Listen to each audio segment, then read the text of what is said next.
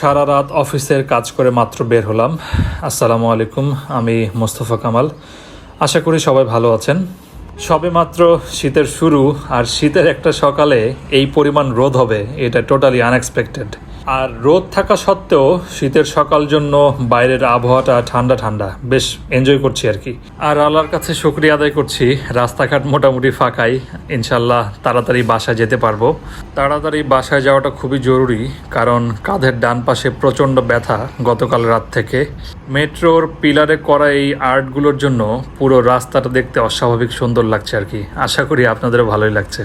যাই হোক, সকালবেলায় ঘুম ঘুম চোখে আধা ঘন্টা জার্নি করার পর আমি আমার বাসার সামনে চলে আসছি।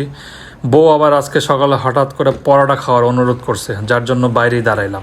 বেশি দূরে না গিয়ে বাসার পাশেই এই ছোট হোটেলে চলে আসলাম পরোটা নেওয়ার জন্য। ওই যে আমার পরোটা রেডি হচ্ছে। বলেছিলাম 4টা পরোটা দিতে আর ডাল দিতে, কারণ আমি ভাজি পছন্দ করি না, আমার বউও ভাজি পছন্দ করে না।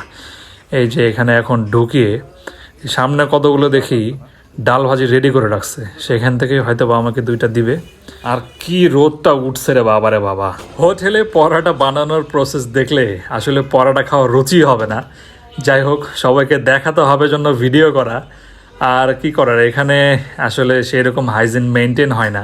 আর এই যে পুরো রাস্তা কেটে কি বানায় রাখছে, ড্রেন করবে হয়তোবা। সব শেষে বউয়ের জন্য পরোটা নিয়ে ঘুম ঘুম চোখে এখন বাসার দিকে আগাইতেছি। ওই যে সামনে বাসা আমার দেখা যায়। বাসা, তুমি তাড়াতাড়ি কাছে আসো। সকাল সকাল ঠান্ডা লাগে, যার জন্য এখন আর গোসল করার মুড নাই। একটু ফ্রেশ হয়ে নিই, ফ্রেশ হয়ে খাওয়া দাওয়া করতে হবে। ছোটবেলায় যখন গ্রামে ছিলাম তখন এরকম সকালবেলা রোদের মধ্যে আঙিনায় বসে পাতাকপি ভাজি দিয়ে গরম গরম ভাত খেতাম। আর এখন পরোটা খাই ডাল দিয়ে, আর বাইরের এই সুন্দর ওয়েদার উপভোগ করছি আর কি দাঁড়িয়ে দাঁড়িয়ে। অনেক সুন্দর সকাল, ভালোই লাগতেছে আর কি। মাশাল্লাহ মাশাল্লাহ, আল্লাহর এই অপরূপ সৃষ্টি মনোমুগ্ধকর। যাই হোক, আমার বউ বলতেছে আমার মাথার চুলগুলো নাকি পেকে গেছে। আমি কি আসলেই বুড়ো হয়ে গেলাম? কি একটা অবস্থা! এইভাবে রাত জেগে জেগে কাজ করলে তো বুড়োই হয়ে যাব, তাই না? কি আর করার, কিছু করার নেই। থাক, বাদ দাও। এখন আমাকে একটু খেতে দাও, আর বাইরের ভিউটা একটু আমাদের ভিউয়ার্সকে দেখিয়ে দাও। আমি যখন গভীর ঘুমে মগ্ন, তখন আমার বউ এসে আবার আমার সঙ্গে লুকোচুরি খেলতেছিল এভাবে। মুখের উপর বালিশটা দিয়ে রাখছি, কারণ অন্ধকার না হলে তো ঘুম আসে না। বউ আবার সামনে এসে ক্যামেরা দিয়ে ভিডিও করছে। আর ওই যে সকালে বলেছিলাম গলায় ব্যথা, সেটা এখন বড় আকার ধারণ করেছে। এমন ব্যথা, আমি মাথা বামে ঘুরাইতে পারতেছি না, আবার ডানেও ঘুরাইতে পারতেছি না। বসে থাকাও মুশকিল, আবার দাঁড়িয়েও থাকাও মুশকিল। শোয়া ছাড়া আর কোনো উপায় নেই। এখন যে আমি শুইতে যাব, শুইতে গিয়ে এমন অবস্থা, মানে আমি পিছন দিকে যে মুভ করবো এটাই পারছি না আর কি। গলার এমন অবস্থা। এরকম ব্যথা এর আগে কখনো হয় নাই। বুঝতেছি না আসলে এই ব্যথা কতদিন যে থাকে। এমন ব্যথা, মানে কি যে বলি।